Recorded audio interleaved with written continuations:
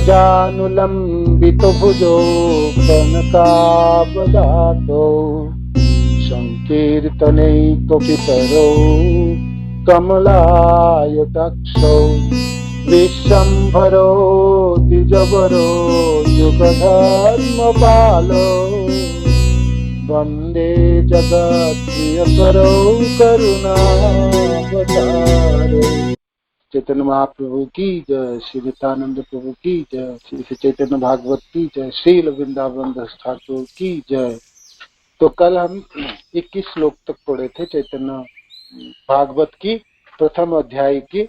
नित्यानंद प्रभु की महिमा वर्णन के वृंदावन दास ठाकुर ने, उसके बाद की आगे बलराम जी की महिमा वर्णन करे। बलराम प्रभु की रास लीला, तान रास क्रीड़ा कथा परम उदार, वृंदावने गोपीशने करिला बिहार। तो बलराम जी की जो रास क्रीड़ा है वो परम आनंदमय कथा है और वृंदावन में गोपीशने करिला बिहार, तो उनके वर्णन भागवत में आई है। दुई मास बसंत माधव मधु नामे, हलायुध रास क्रीड़ा कहे पुराने। हलायुध जो बलराम जी 2 मास बसंत और माधव मधु नाम के, 2 मास बसंत माधव मधु नामे, माधव और मधु नाम में ये 2 मास, 2 महीने तक वृंदावन में विराजमान रहे और उन्होंने रास लीला की। हमने भागवत नितम भागवत लीलाओं में पढ़ रहे थे ना, भागवत से बलराम जी की रास लीलाओं की कथा। तो यहाँ पर वो वर्णन करे वृंदावन दास ठाकुर से सकल श्लोक यही सुन भागवते, श्री सुक कहे न सुने राजा परीक्षित। तो ये सब श्लोक भागवत में है। तो 2 मासो तत्र चावत सिन मधु माधवेव च, राम छपासु भगवान गोपीनाम रतिवाहन। परमेश्वर भगवान बलराम मधु और माधव ये 2 महीने विश्राम ग्रहण करने के लिए हम वृंदावन में विराजमान हुए और रात्रि काल में अपने गोपी जनों के साथ, जो बलराम जी के गोपी जन हैं वो अलग गोपी है, हमने भागवत में सुने, उन सबों के साथ उन्होंने ये रास क्रीड़ा किए हैं। तो जमुना उपवने रे में सेविते स्त्री गणे वृतः, जमुना नदी के किनारे और एक बागीचा में बलराम जी इस रास लीलाओं की आनंद उठाए। तो चंद्रमा की रात थी और ज्योत्सना से प्लावित था, मंद मंद वायु प्रभावित हो रही थी और फूलों की खुशबू सर्वत्र बिखरा हुआ था। तो उसी समय ये रास लीला की शुरुआत हुई। उपगीयमानो गंधर्वेन वनिता शोभिमंडले, रे में करेनो जो से तो महेंद्र इव पारणः। तो गांधर्व लोग, अप्सरा आदि सब जसगान वर्णन कर रहे थे बलराम जी का, और श्री गोपीजनों के साथ सारे गोपियों से घिरे हुए श्री बलराम जी ये रास लीलाओं के नृत्य की उपभोग कर रहे थे। जैसे कि हस्ती जो इंद्र जो गजेंद्र है, जैसे अपने हथनियों के साथ वनों में विहार करते हैं, तो ऐसे लग रहे थे जैसे ऐरावत, राज्य के ऐरावत हस्तियों अपने हस्तिनियों के साथ ये लीला कर रहे हैं। तो ये जो बलराम जी अपने गोपी जनों के साथ जो रास लीला की है, नेदुर दुंदु भयो वमनी वृषु कुसुमेर्ध गंधर्वा मुनय रामम तद वीर वीरे तदा। तो आकाश में दुंदुभी होने लगे, गंधर्व आनंद से पुष्प वर्षण करने लगे और महान ऋषि सब बलराम जी के वीरत्व सूचक कर्मों का स्तुति वर्णन करने लगे। ये स्त्री संग मुनि करे करे न निंदन, ताराव रामेर रासे करे न स्तवन। जे स्त्री संग मुनि गणे करे न निंदन, ताराव रामेर रासे करे न स्तवन। जार रासे देवे आसी पुष्प वृष्टि करे, देवे जाने भेद नहीं कृष्ण हल धरे। तो भाई स्त्री के साथ है तो भगवान बलराम जी, तो मानो कि सब लोग बाकी मुनिजन कहते जो ऐसा कैसे हैं, किंतु वो भी, ये सब मुनिजन भी जो लोग परिवार वाले हैं, वो लोग भी ये भगवान बलराम जी की जो रास लीला है उसको देख के उनके स्तवन किए, आनंदित हुए और पुष्प वृष्टि के और सबों ने प्रशंसा किए। बाकी ऊपर देवता लोग तो प्रशंसा किए, पुष्प वर्षण आदि किए। तो वृंदावन दास ठाकुर ये प्रमाण कर रहे हैं कि ये जो बलराम जी की रासलीला है, या नित्यानंद प्रभु जो स्वयं बलराम थे रासलीला किए थे, तो ये शास्त्र सम्मत है। ऐसा नहीं है कि ये कोई लोगों ने ऐसे कथा कह दे। ये किए बलराम जी, तो क्यों किए? बलराम जी जो रासलीला किए तो वो गोपीजनों के साथ नहीं जो भगवान कृष्ण किए। बलराम जी के अपने श्री गोपीजन थे जो जिनके साथ उनके संबंध थे, तो वो सब गोपीजनों के साथ उन्होंने रासलीला रचाई थी। और बलराम जी के बारे में आगे वर्णन करते हैं वृंदावन दास ठाकुर। भेद नहीं देवे जाने भेद नहीं कृष्ण हलद है। कृष्ण और बलराम में तो कोई भेद है नहीं। इसलिए प्रभुपाद भी कहते थे एक काला कृष्ण है, एक गोरा कृष्ण है ना। दोनों कृष्ण ही है, कृष्ण की विस्तार है ना बलराम। तो दोनों में कोई भेद नहीं, सिर्फ वर्ण में भेद है। तो दोनों एक ही आत्मा, दो शरीर पृथक हुए देखा जाए, और वो भी शरीर तो है नहीं, भौतिक शरीर तो नहीं, चिदानंद सच्चिदानंद स्वरूप है। तो दोनों ही कृष्ण है ना। किंतु लीला को आस्वादन के लिए ऐसा विस्तार किए भगवान कृष्ण। तो एक सेव्य भगवान है कृष्ण, और उनके सेवक जो बलराम जो सेवक भगवान निरंतर सेवा में रत, किंतु वो भी वही भगवान है, वो कृष्ण ही है, किंतु कृष्ण की सेवा में रत है ना। तो बलराम जी, तो इसलिए भेद नहीं कृष्ण हल धरे। चारि वेदे गुप्त बल रामेर चरित, आमी की बली सब पुराने विदित। चारों वेद में भी बलराम जी के चरित्र वर्णित है। मैं क्या वर्णन करूंगा, है ना। वृंदावन दास ठाकुर कहते मैं क्या वर्णन करूं, सारे पुराणों में वर्णन है ना। बलराम जी की महिमा के बारे में सारे पुराणों में वर्णित है। मूर्ख दो से कह ना देखी पुराण, बलराम रास क्रीड़ा करे अप्रमाण। तो जो मूर्ख है, जो मूर्ख व्यक्ति है, वो ना पुराण को नहीं पढ़ता और ना सुनता है, तो उनका क्या गलती है, वो इसीलिए वो गलत कर बैठता है। बलराम जी के रास क्रीड़ा को वो मानता ही नहीं, वो अप्रमाण। ये ऐसा नहीं है बलराम जी ने कोई रास क्रीड़ा किया ये ठीक नहीं है, ठीक बात नहीं, नहीं उन्होंने किए रास क्रीड़ा भागवत में वर्णन है। और कैसी रास क्रीड़ा की वो सारे पुंखानुपुंख श्लोकों में वर्णन है। 2-4 श्लोक वृंदावन दास को यहाँ आपने वर्णन भी किए। तो आगे कहते हैं जे मूर्ख व्यक्ति, जो लोग अज्ञानी व्यक्ति, वो पुराण को नहीं पढ़ते, इसलिए वो जान नहीं पाता, है ना, जान नहीं पाते। एक ठाई दुई भाई गोपिका समाजे, करिले न रास क्रीड़ा वृंदावन माझे। एक ठाई दुई भाई गोपिका समाजे, करिले न रास क्रीड़ा वृंदावन। दोनों भाई ने रासलीला की। भगवान कृष्ण भी वृंदावन में रासलीला की अपने गोपीजनों के साथ, भगवान बलराम जी ने भी रासलीला की अपने गोपीजनों के साथ वृंदावन में, किंतु अलग अलग समय में किया, है ना। तो आप सब जानते हैं जब हमने बलराम जी जो द्वारका गए हैं, फिर द्वारका से वापस आके फिर रासलीला आदि किए हैं, ये सब भी वर्णन आता है ना। तो किंतु वृंदावन में किए, वृंदावन में रासलीला किए हैं। कदाचित गोविंद रामश्च अद्भुत विक्रम, बीजहु तुर्वने रात्र्याम मध्या गो ब्रज जोशिताम। किसी एक दिन अद्भुत विक्रम श्री कृष्ण श्री बलराम ब्रजनारीगण के से रात्रि काल में वनों में विहार किए हैं। उपगीयमानो ललितम स्त्री रत्नैर्बद्ध सहृदय, सलिंकृता अनुलिप्तो विरोजो सरे हैं। श्री कृष्ण श्री बलराम फूल के माला पहने, निर्मल वस्त्र पहने थे, और उनके अंग में अलंकार से आभूषित थे, चंदन द्वारा लिप्त थे, और गोपी द्वारा घिरा हुआ था। तो दोनों भी साथ में एक साथ भी रासलीला किए हैं, यहाँ पर वृंदावन दास ठाकुर भागवत के श्लोक द्वारा यहाँ पर प्रतिपन्न कर रहे हैं। तो ये सब श्लोकों में है। दोनों प्रभु चंद्र और नक्षत्र के समूहों के जैसे उदय होते हैं और उसी समय सारे फूलों की खुशबू से चारों तरफ बिखरा हुआ था, तो उसी समय इस रास लीलाओं को शुरुआत किए थे।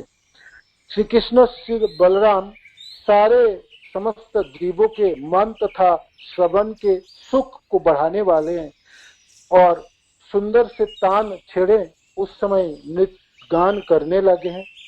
बलराम तथा नित्यानंद महात्मा प्रीतिहीन व्यक्ति अवैष्णव अभक्त। तो ये दोनों भाई ने मिलके ये रास लीला की वृंदावन में है और ये प्रामाणिक है और शास्त्र सम्मत है, पुराण सम्मत है। मूर्ख व्यक्ति इसको नहीं जान पाते, तो कुछ कुछ श्लोक को उद्धृत करके वृंदावन दास ठाकुर इसके प्रामाणिकता यहाँ पर प्रतिपन्न किए हैं। फिर आगे कहते हैं, भागवत सुनी जार राम नहीं प्रीत, विष्णु वैष्णवेर प्रथे से जन वर्जित।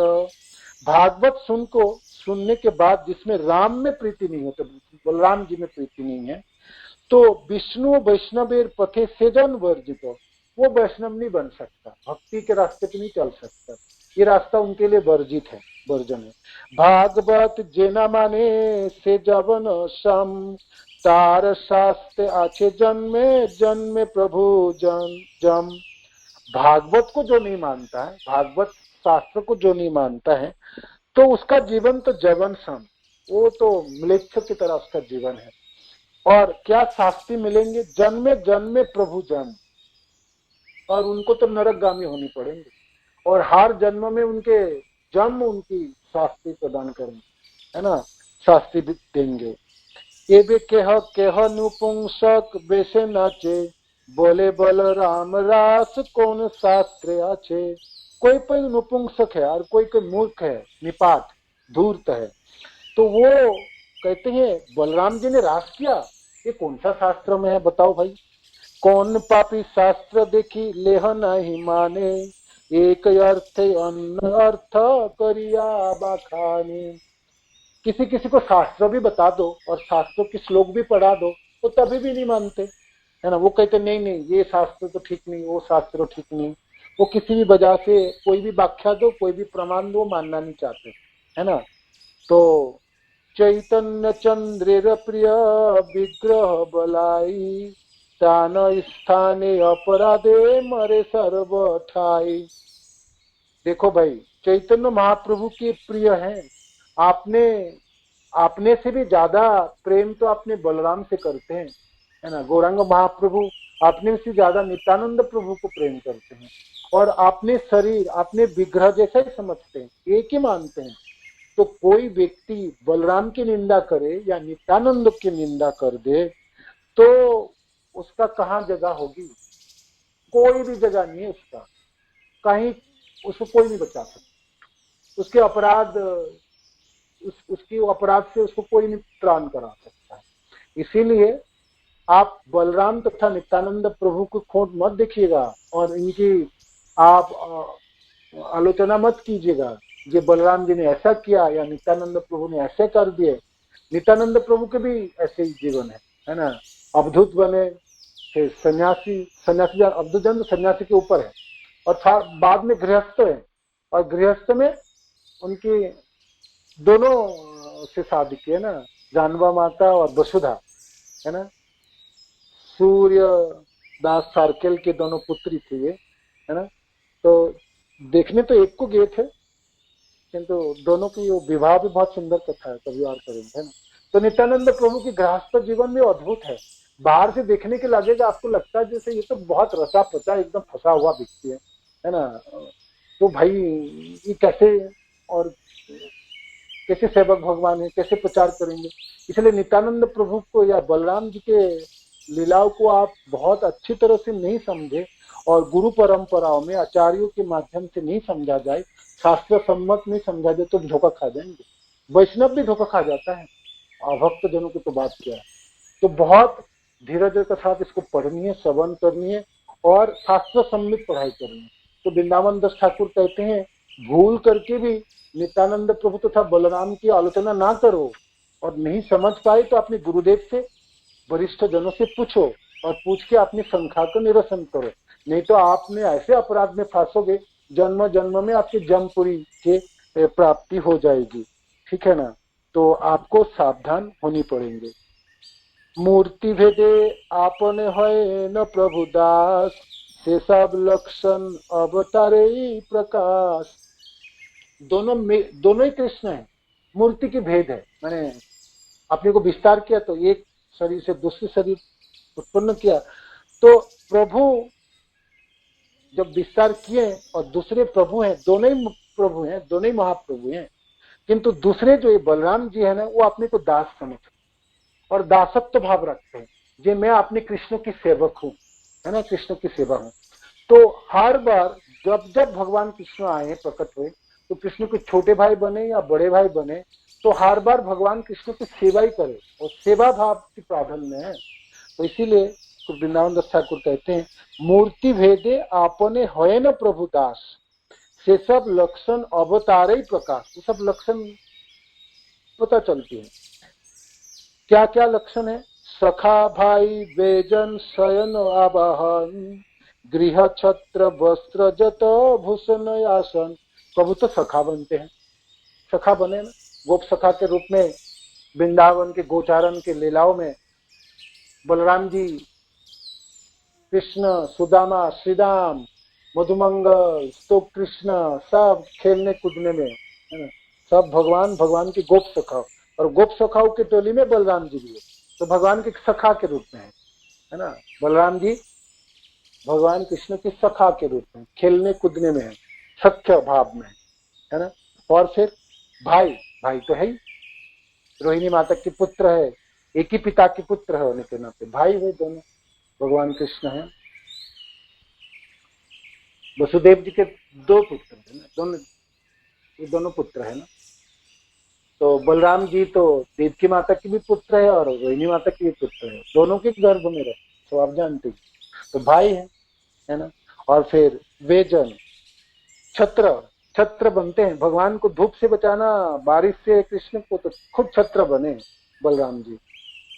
और शयन, जिस जहां पर सोएंगे भगवान कृष्ण, वो जो बेड है, उसकी सैया है, वो कौन बनेंगे? भगवान कृष्ण के सब कुछ दिव्य है ना, कृष्ण, कृष्ण के नाम, कृष्ण लीला, कृष्ण धाम, और कृष्ण के जो भी चीज है सब कुछ दिव्य होती है। भौतिक संसार के तो भी चीज है, भगवान जो तिलक भी है वो भी दिव्य है ना। तो सब भगवान के जो शरीर में शुभ चिन्ह है वो सब दिव्य है। आप जानते हैं ना, जो आलवार है, ये जो दक्षिण भारत के आलवार जो महान भक्त के रूप में आए, ये भगवान कृष्ण के दिव्य तिलक तथा शुभ चिन्ह अपने शरीर धारण किए और भक्ति की प्रचार किए, आलवार के नाम से प्रेमा भक्ति के प्रचारक हैं, जो रामानुज और से पहले जो सब थे, अलवार की कथा, अंडाल आदि है ना। तो ये जो बलराम जी हैं, ये सज्जा भी बनते हैं और फिर ताकिया भी बनते हैं, और गृह, घर जहां भगवान रहेंगे कृष्ण तथा गौरहरि, तो घर की जो फर्श होंगे, ईंटें होंगी, उसके ऊपर जो रूफ छात होगी, वो सब खुद बलराम जी खुद अपने को विस्तार करके बने। गृह, छत्र, वस्त्र, पोशाक, जतो भूषण, जो भी भगवान अलंकार धारण करेंगे, बाजूबंद, है ना, और क्या क्या, कानों में कुंडल, मोर मुकुट में उसमें भी, गले में रत्नहार की माला, और भगवान में नाकों में ना वो है, जैसे नाक में इसको क्या कहते हैं, नाथनी।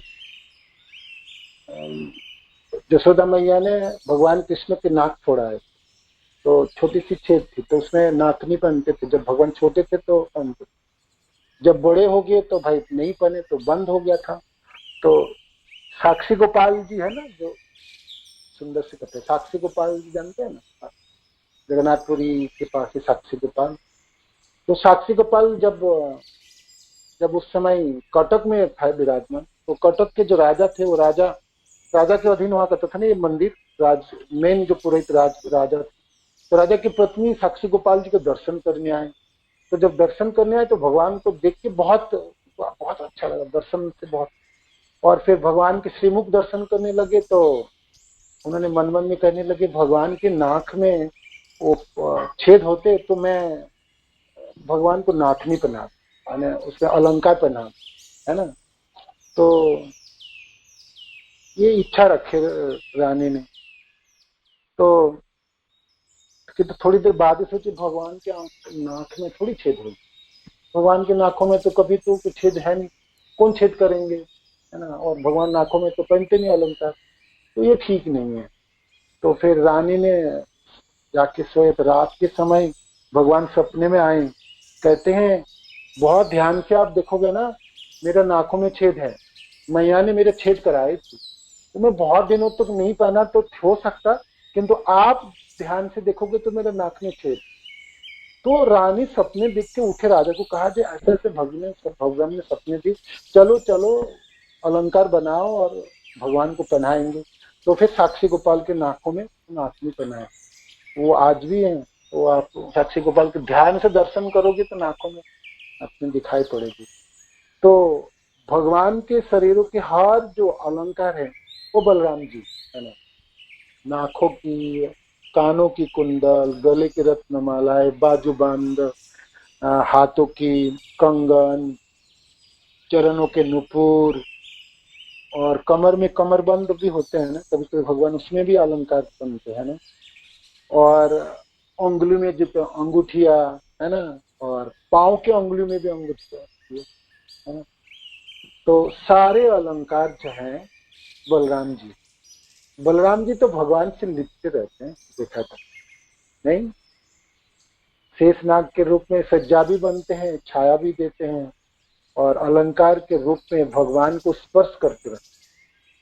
भगवान की स्पर्श के आस्वादन तथा खुशबू तो बलराम जी को ही प्राप्त हो। तो देखा जाए तो छत्र वस्त्र जत भूषण आसन, जो भी आसन भगवान जहां जहां चले, पादुकाई बलराम जी, है ना, जहां पे बैठेंगे भगवान जिस जगह, वो सब बलराम जी स्वयं है। आपने सकल रूपे सेवने आपने, जारे अनुग्रह करें पाई से जने। आपने सकल रूपे सेवन, आपने तरह तरह के रूप में किसकी सेवा करते, खुद आपकी कोई सेवा कर रहे। भगवान कृष्ण के विषय विस्तार है ना बलराम जी, किंतु बलराम जी भी अपने को विस्तार करके भगवान की सेवा करते, है ना। इसलिए वृंदावन दास ठाकुर कहते हैं, खुद अपने को विस्तार करके खुद अपने को सेवा कर रहे हैं। जारे अनुग्रह करें पाई से ही जने, जिसको अनुग्रह करते हैं, जिसको कृपा करते हैं, वो ही समझ पाते हैं इस चीजों को, है ना, वही समझ पाते हैं। श्री अनंत संगीता और श्री जमुनाचार्य की तो स्त्रोत रत्न की 40 नंबर श्लोक है। इसमें ये श्लोक वृंदावन दास ठाकुर पेश करते हैं प्रमाण के रूप में, आचार्य जनों के श्लोक को यहाँ पर वर्णन कर रहे हैं। निवास सज्जासन पादुकांशुको पाधानुवर्यात्प वारणादिभि, शरीर भेदस्तव शेषास्तांगते जथोचितः शेष इतिरीते जने। भगवान अपने श्री कृष्ण को सेवा उपकरण के रूप में कोई भेद नहीं होते। उनमें निवास सज्जा आसन पादुका वस्त्र उपादान छत्र इत्यादि बहुत सारे मूर्ति धारण करके शेष नाम में स्थित है। ये बलराम जी जो शेष नाम में विख्यात हैं, तो क्या क्या रूप धारण करते जो ऊपर वर्णन। और फिर अनंतरयंश श्री गरुड़ महाबली, लीलाय बहे कृष्णे हैया कतुहली। और भगवान आनंद की अंश है गरुड़ जी, इतना शक्तिशाली गरुड़ जो भगवान को ढोते हैं, है ना, पीठ पे चढ़ा के ले जाते हैं। गरुड़ जी से बहुत प्यार है भगवान कृष्ण की, नहीं।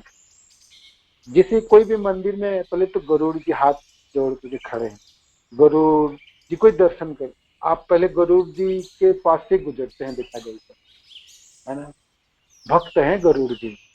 तो ये गरुड़ जी है कौन, तो वृंदावन दास ठाकुर इसमें कहते हैं अनंत रे अंश श्री गरुड़ महाबली, ये अनंत भगवान बलराम जी के अंश है गरुड़ जी। लीलार बहे लीलाई बहे कृष्ण होइया कतुहली, और भगवान को ढोते हैं और आनंद के साथ भगवान की सेवा करते हैं गरुड़ जी। कि ब्रह्मा की शिव की सनक आदि कुमार, वैसो सुख नारद आदि भक्त नाम जा।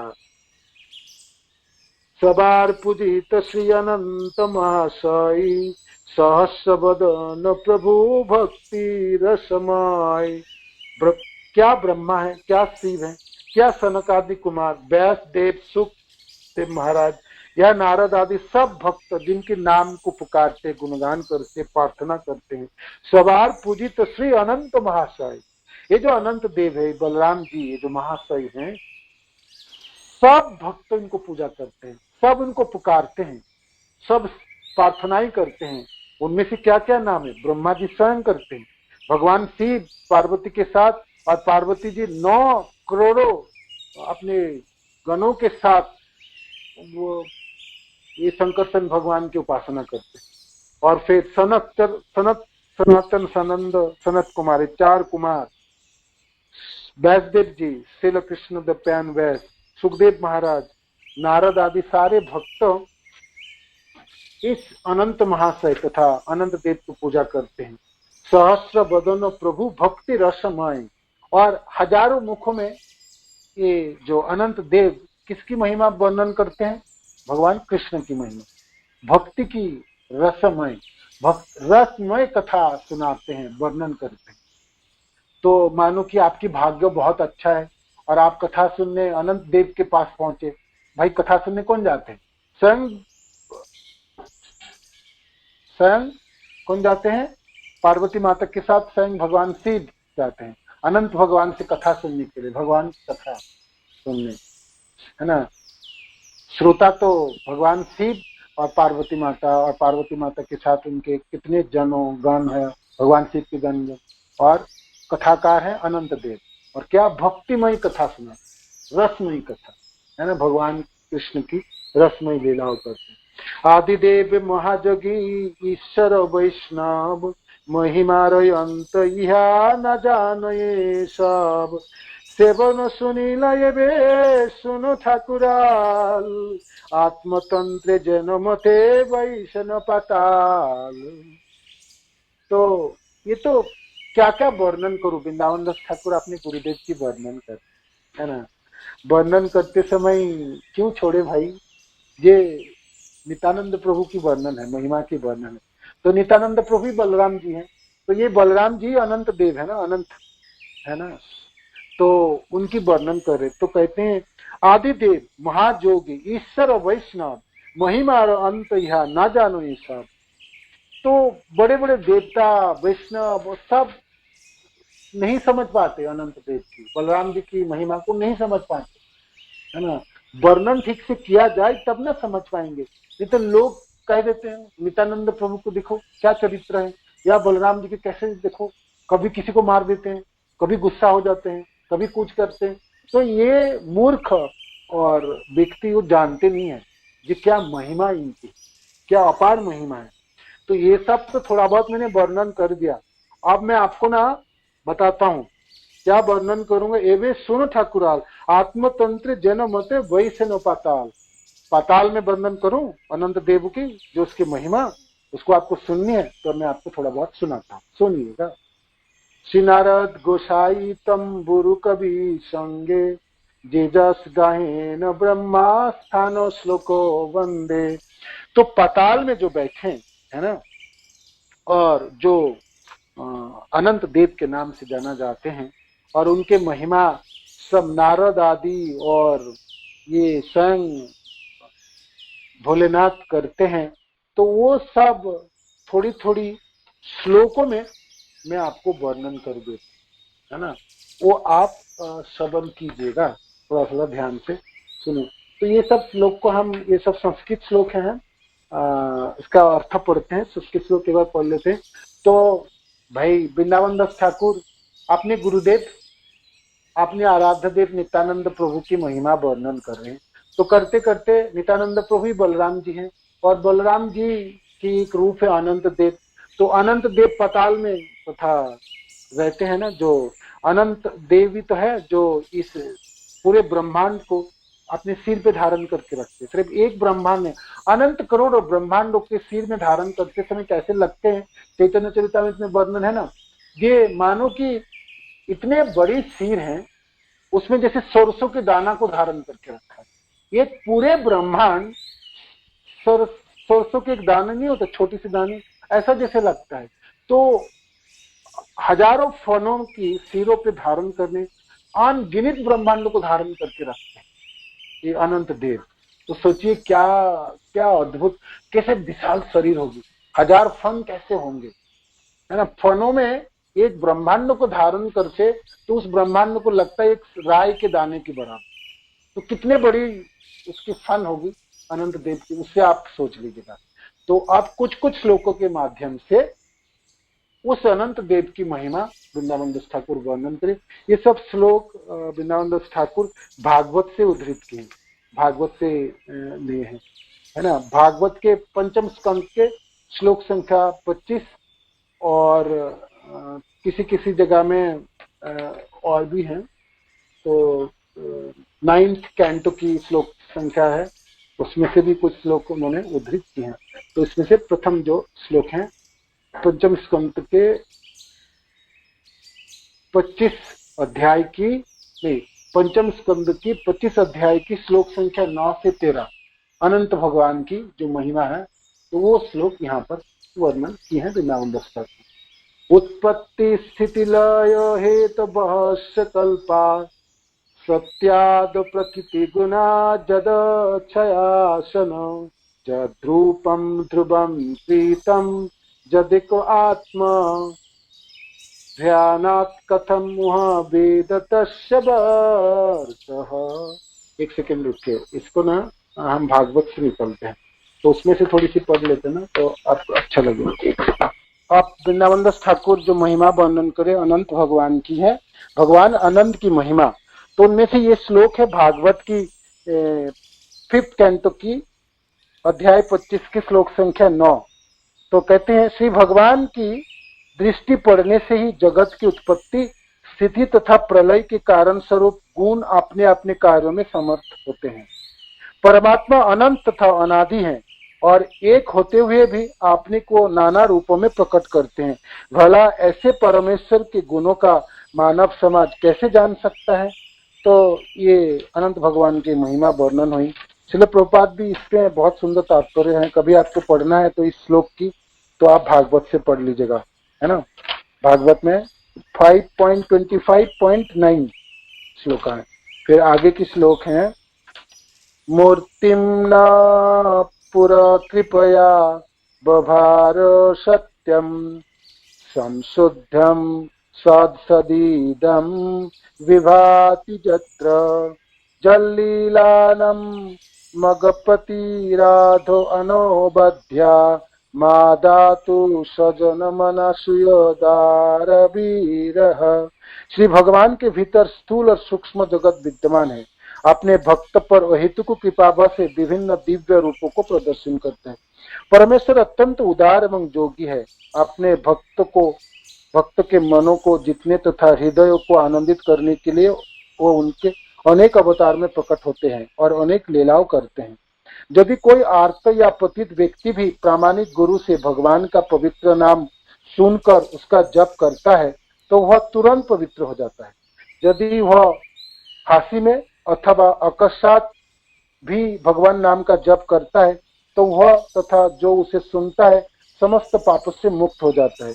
अतः भौतिक बंधन से छुटकारा चाहने वाले भगवान शेष के नाम जप से कैसे कतरा सकता है, भला वह और किसकी शरण ग्रहण करे। तो ये अनंत भगवान की महिमा वर्णन है श्लोक में। आगे फिर वर्णन है मूर्धन्य। अपरिमित होने के कारण ईश्वर की शक्ति का अनुमान नहीं लगाया जा सकता।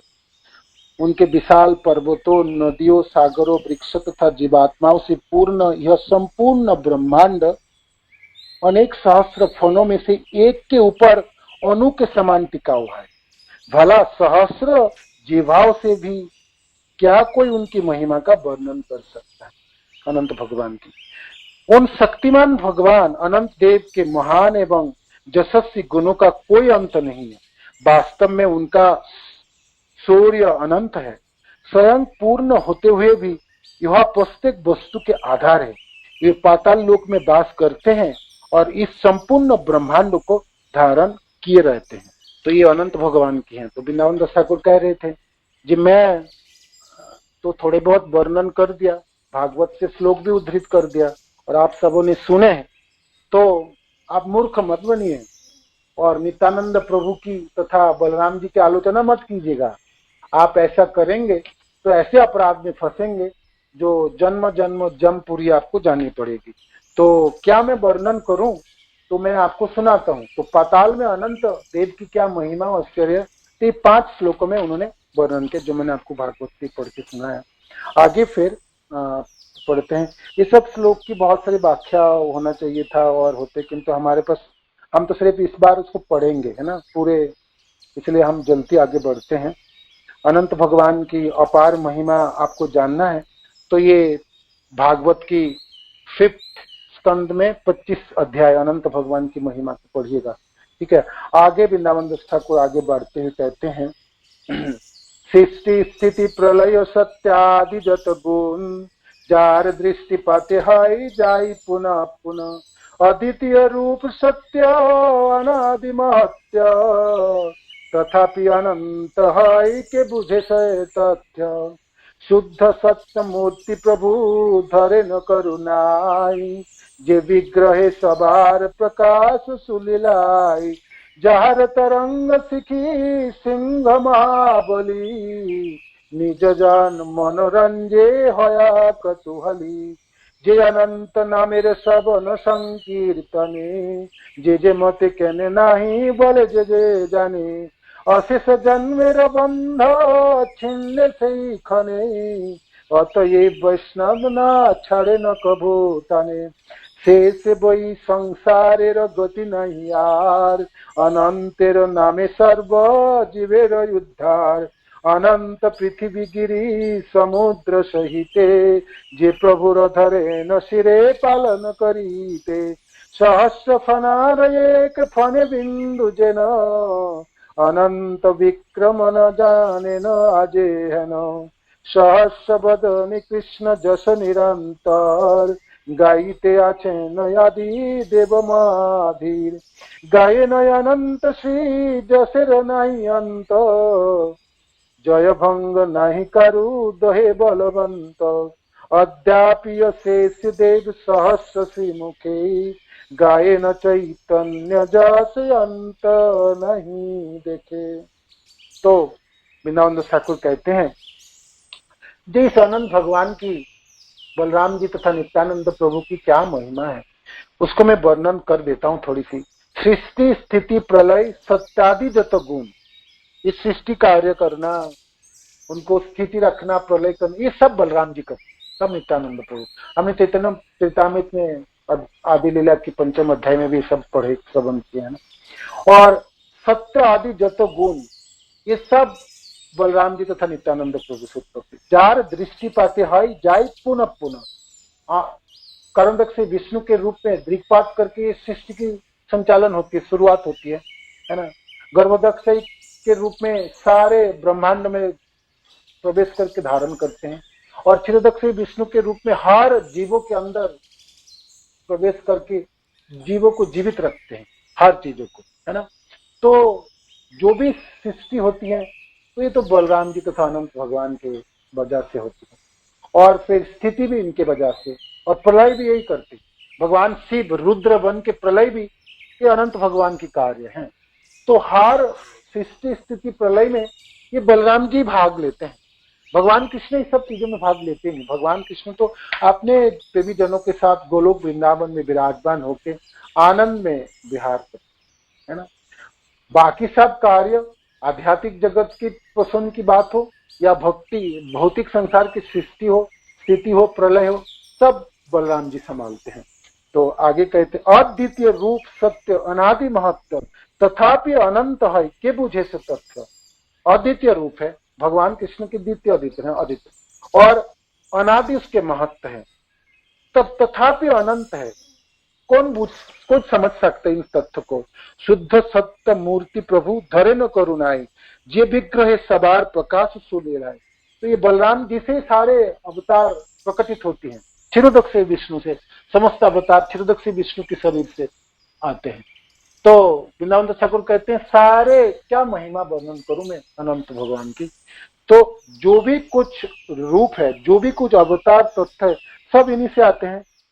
जहार तरंग सिखी सिंह महाबली, निज जनो मनो रंचे हुआ कौतूहल। और भक्त की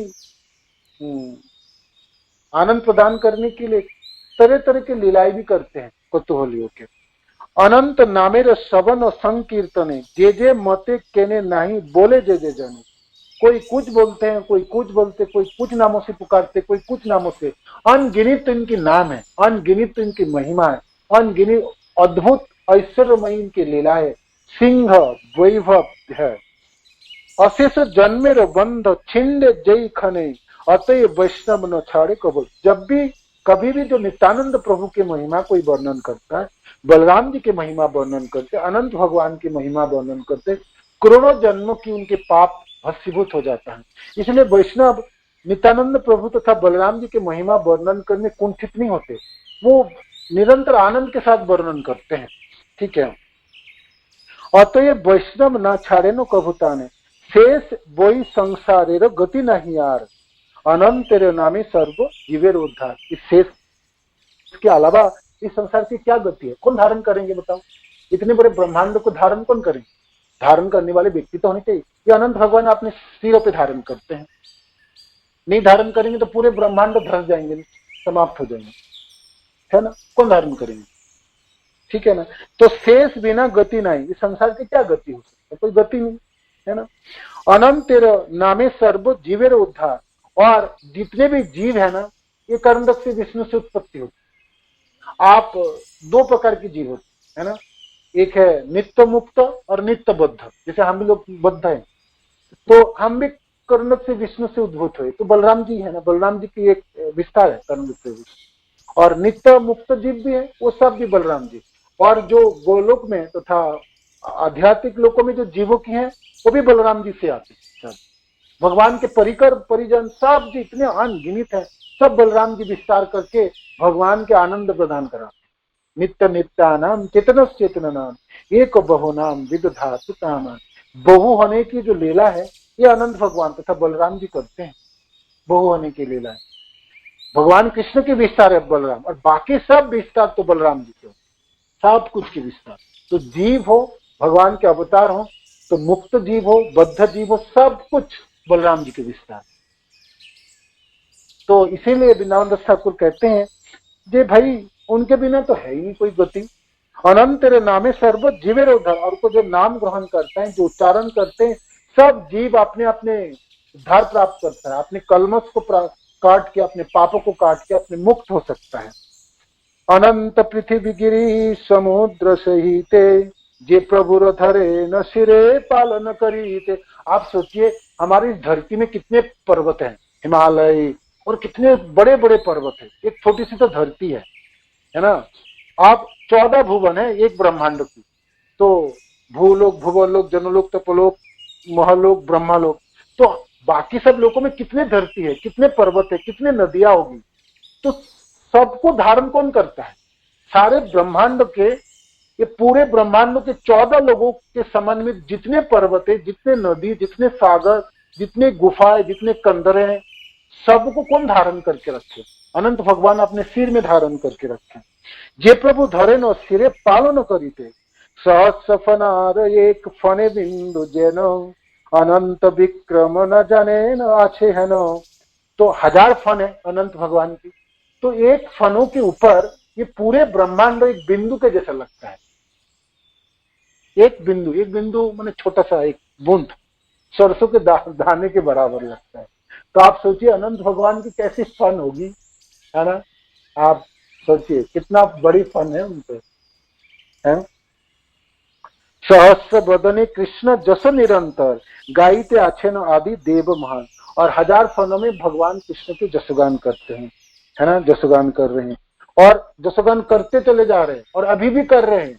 अनंत अद्यपि शेष देव सहस्र सी मुखे गाये न चैतन्य जस अनंत नहीं दिखे। तो यही जो अनंत भगवान, ये बलराम जी, यही नित्यानंद प्रभु है ना।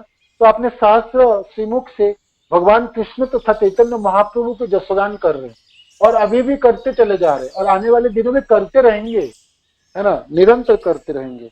आगे फिर वर्णन है श्री राग के। किया रे राम गोपाले बाद लगिया छे, ब्रह्मा रुद्र सुर सिद्ध मुनीश्वर आनंद देखिछे। किया रे राम गोपाले बाद लगिया छे, ब्रह्मा रुद्र सुर सिद्ध मुनीश्वर आनंद देखिछे।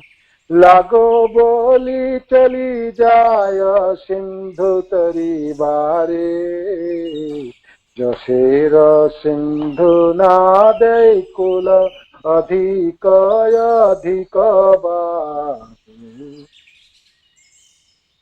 वृंदावन सर कहते हैं राम गोपाले बाद लग गए थे, ब्रह्मा रुद्र सूर सिद्ध मुनीश्वर आनंद देखी थे। ये देखो, ये दोनों को देखो देखो देखो। आप किसको देखोगे? गोपाल को देखोगे, राम को देखोगे, बलराम को देखोगे। दोनों एक दूसरे को कैसे कैसे लीला करते हैं। ब्रह्मा रुद्र सूर मुनीश्वर और सब आनंद में देखते हैं। लाग बलि चली जाए सिंधु तरी बारे, जसेरो सिंधु नादय बोले अधिक अधिक बारे, है ना। ये जो आनंद की जो सागर है और ये जो लीला है, ये निरंतर बढ़ते चली जाता है। ये एक दूसरे को सेवा करते हैं। एक सेव्य भगवान और एक सेवक भगवान है। तो ये सेवक भगवान के रूप में बलराम जी अपने भगवान की कैसे सेवा करते हैं और कैसे लीला करती हैं, और इसको तो आप समझ भी नहीं पाएंगे। इसका तो कोई आर पार ही नहीं है। जसेरो सिंधु नादय कुल अधिक अधिक बारे। तो इस जसों की जो लीला जो है और जो सेवा है, जो महिमा है अनंत भगवान की, इसको आप कहाँ से शुरू करोगे और कहाँ तक पहुंचोगे, इसका कोई आड़ छोड़ नहीं है ना। कोई पता ही नहीं चलता है। यहाँ तक समाप्त होते समय हो गया ना। 71 तक पढ़े थे। वृंदावन दास ठाकुर आप नित्यानंद प्रभु की महिमा वर्णन करने लगेंगे नहीं, छोड़ेंगे नहीं। आप तो देखा ना कहाँ से शुरू किए थे और कहाँ जाके पहुंचाएंगे आपको। अपने आराध्य देव हैं, गुरुदेव है ना। तो दो कम से कम 20-30 और श्लोक हैं जिसमें महिमा वर्णन और फिर बाद में लीला सूत्र वर्णन करेंगे। कल पढ़ेंगे इसके बाद, ठीक है ना। ये भागवत के श्लोक की अच्छे से पढ़ाई और वर्णन होने की व्याख्या कभी भी ना भी हो तो आप भागवत से पढ़ लीजिएगा अनंत भगवान की व्याख्या और नित्यानंद प्रभु के बारे में और बलराम जी के, है ना। तो एक एक शास्त्र से कोट करके उद्धृत करेंगे। वृंदावन दास ठाकुर दिखाने की प्रयास करेंगे जी। आप सहज ना लो नित्यानंद प्रभु को, समझने के प्रयत्न करो, है ना, और उनकी आलोचना ना करो। तो आपको शास्त्र में आपको विश्वास है ना, तो मैं शास्त्रों में उद्धृत करके आपको बताता हूँ। तो भागवत में उन्होंने वर्णन किए। देखो उन्होंने वैष्णव जनों की जो ये रामानुजाचार्य की जो गुरुवर हैं, जो लीला स्तव से उसमें से वर्णन के उद्धृत किए हैं श्लोक आदि के, है ना। अनंत संहिता से वर्णन के, जमुनाचार्यों की स्त्रोत सत्र से उपमा दिए अनंत भगवान की महिमा। तो वृंदावन दास ठाकुर आपको नित्यानंद प्रभु की महिमा वर्णन सिर्फ ऐसा नहीं जब मैं उनके शिष्य हूं तो अपने गुरु की मैं अपने महिमा वर्णन करूं, ये दिखाएंगे जो ये जो अनंत भगवान बलराम जी नित्यानंद प्रभु, ये सबों चीजों की सार है, सबों के आधार है। और भगवान कृष्ण की विस्तार है, स्वयं कृष्ण ही है, किंतु सेवक भगवान के रूप में आपने कैसे अनंत महिमा है। तो वो चीजों को समझने के आप सब लोगों ने प्रयास कीजिए। तो 71 श्लोक 71 तक हमने इसको पढ़े। कल हमने ये पूरे अध्याय समाप्त हो जाएंगे, ठीक है। और फिर आगे हम तेजी से बढ़ पाएंगे। लेकिन जहां ही नित्यानंद प्रभु की बारी आएंगे ना बोलने की, वहीं पर वृंदावन दास ठाकुर बड़े बड़े शास्त्रों की कोट करेंगे और सारे संस्कृत श्लोक उन्होंने उद्धृत करेंगे। उसमें बांग्ला शब्द व्यवहार भी करेंगे। तो उसमें आपको रोकने पड़ेंगे, मेरे को भी रोकना पड़ता है, कहना कोई कोई चीज मेरे को सचमुच समझ में भारी पड़ता है। तो वो पढ़ के रखेंगे तो हो सकता है।